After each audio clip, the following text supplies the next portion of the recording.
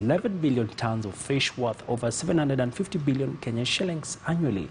This week on Women in Business, our reporter Vivian Wandera paid a visit to one Elizabeth Wanjiru, who sells seafood in Nairobi's Likoni shopping mall in South B, and brings us the following report.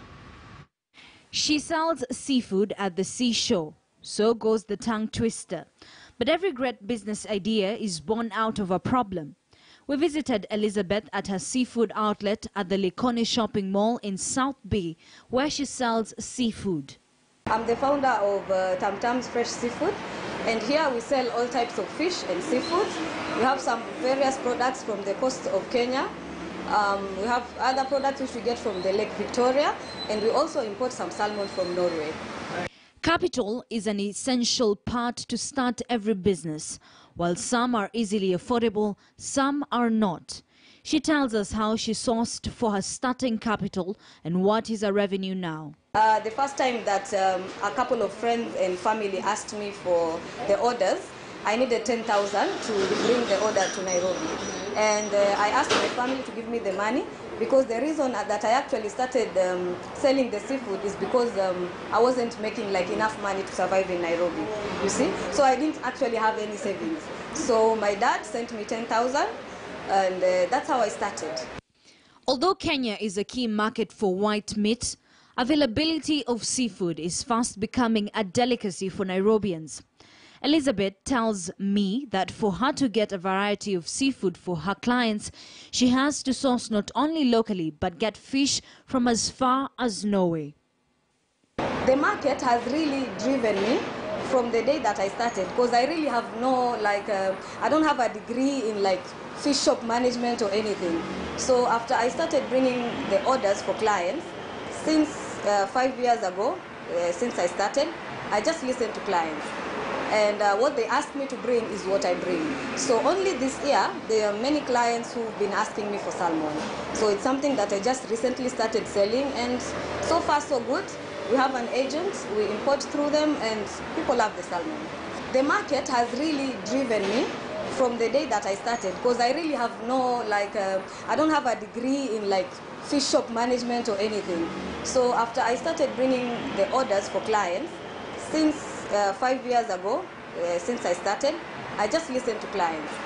And what they ask me to bring is what I bring. So only this year, there are many clients who've been asking me for salmon.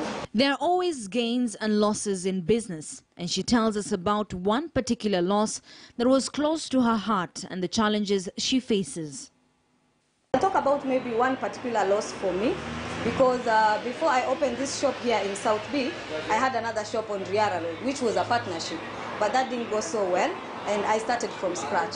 So I can really say I've started Tam Tam Fresh Seafood 2 times, and this is the only time that I'm the only one who's making all the decisions. The challenges are many. One being that I am a young woman in business, and really the fish and seafood business is maybe for older people, Wazes, Swahili people. There's let's say a niche of people who can actually sell seafood.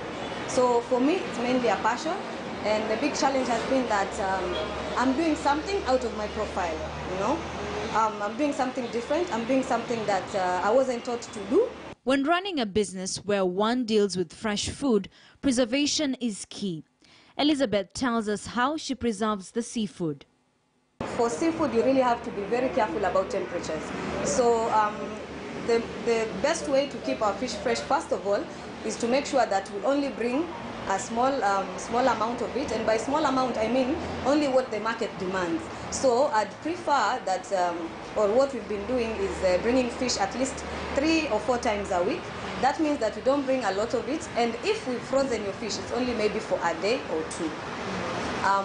Talking about temperatures, whenever we transport our fish, it has to be with a lot of ice, because the moment the temperature goes above what it should be, bacteria can really grow very fast and cause food poisoning in seafood. This is where we store our fish, frozen. The temperatures go up to -20, and that's the best way to store fish. It needs to be frozen immediately we get it. After showing us how she stores the seafood, a special order of salmon arrives from Norway, and she gets to share a first-hand account of how it is packed to keep it fresh while in transit. So this is our whole salmon, and yes, you can remove it.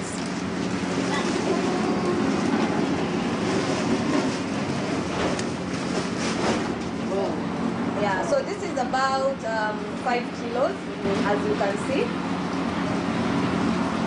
That's the whole salmon like that. It has to be really kept with a lot of ice. Despite the high cost of seafood, Elizabeth has managed to make her business thrive, and the future can only get better.